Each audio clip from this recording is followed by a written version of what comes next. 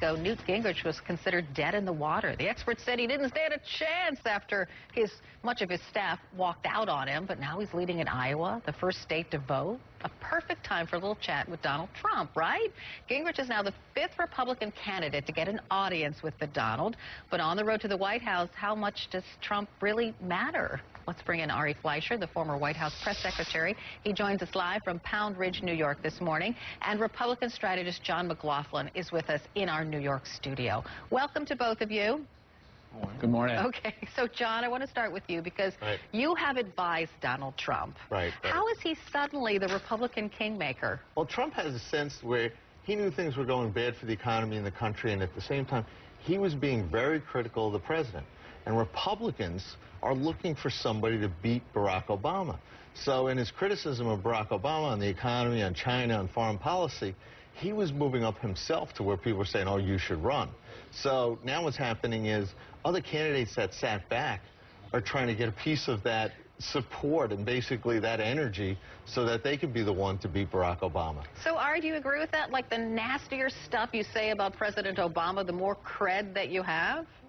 No, I don't. I think you've got to keep it at a serious level, a lofty level. There's a lot of things to be said about Barack Obama because he's led us to such a bad economy with such high unemployment and such large debt. But, you know, on Donald Trump as a builder, Donald Trump as a political donor, I don't see him as being a credible, serious player in politics. Ari, I got to say you're wrong.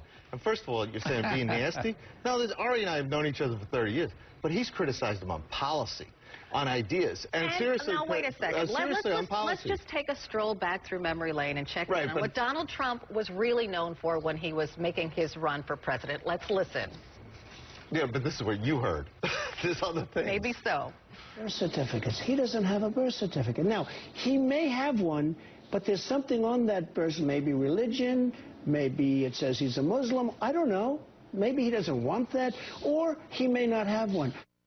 The thing that people remember, most people remember about Donald Trump's run was that President Obama produced his birth certificate. Right, and what they should have remembered didn't help the country. Right. Well, you know what? He should have put it out when he first ran. But on the other hand, maybe Donald Trump used that to get attention, but it's been his criticism of his policy, on foreign policy, on China, on us. I mean, we're borrowing money from China like crazy just pay for what we've got in the federal deficit right now. So he's brought attention to that, and the other candidates basically are looking to get some sort of attention for their policy criticism of the president, and no one can say things are good right now. And that's what's going on right now. This president is really vulnerable because he's failing. There are two Republican candidates running for president right now who don't buy into the whole Trump thing, and one of them is Jon Huntsman. So let's listen to what Jon Huntsman had to say about Donald Trump. You know, I'm not going to kiss his ring, and I'm not going to kiss any other part of this anatomy. This is not about ratings for Donald Trump. This is about jobs for the American people. So, Ari Fleischer, Huntsman's like nowhere in this race. Was that a smart thing for him to say? Well, I'm glad to see somebody is standing up for not making Donald Trump the center ring of what could be a circus. That's, I think, where this is all heading when people talk about Donald Trump.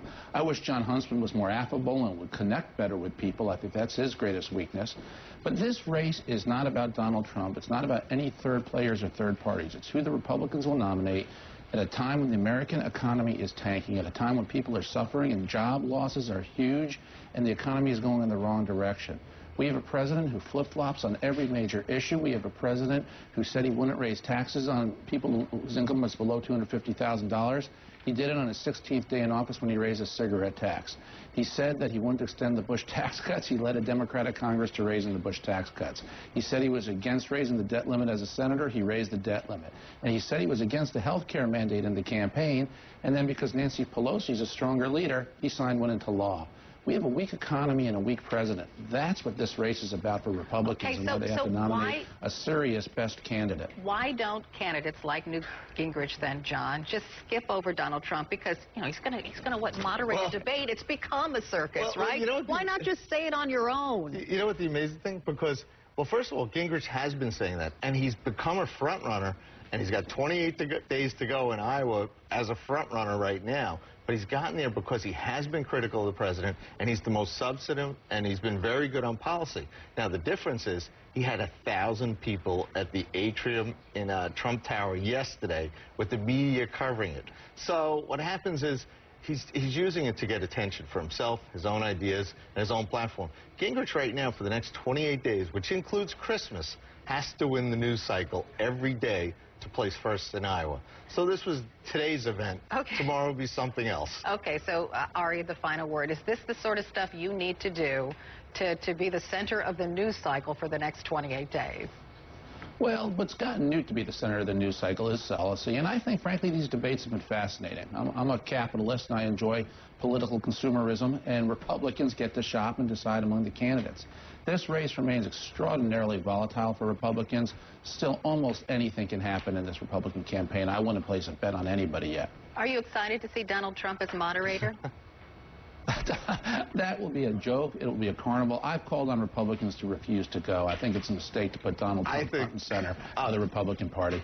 It's, you know, you're bringing a chapter of Apprentice to the Republican primary. It'll bring more viewers, and it'll help the candidates get their points across. So I think that'll work. Ari, when you see the millions that watch, it''ll be very serious. It's not about millions that watch. Oh, yes, it is. Millions will watch a car wreck if you give them a car wreck. Ari, we know that. Let me finish my thought. Presidential politics should be about things that are serious. It should not gravitate to the most entertainment level, and that's what it will be if you put a third-party showman like Donald Trump as a moderator. And I'm glad to see most Republicans have not accepted that debate. It's a mistake for the gravitas of the Republican Party if they do so. It is serious, and you know what? There's other people than the same old boring politics. We should make it at least interesting and exciting. You're doing a great job for your client, but not for the party. He's not my client. He isn't paying me. Man, I don't think you can label this primary boring in any way. But thank you both for being here. Ari Fleischer, John McLaughlin. It's been a great conversation. Alina?